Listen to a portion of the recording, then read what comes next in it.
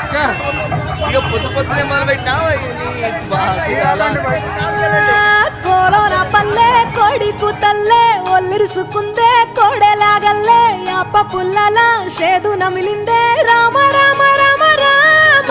తలకు పోసుకుందే నా నేల తల్లే అలికి పూసుకుందే ముగ్గు సుక్కల్లే సత్తి ముటల్లే సగబెట్టుకుందే బాయి గిర్కన పల్లె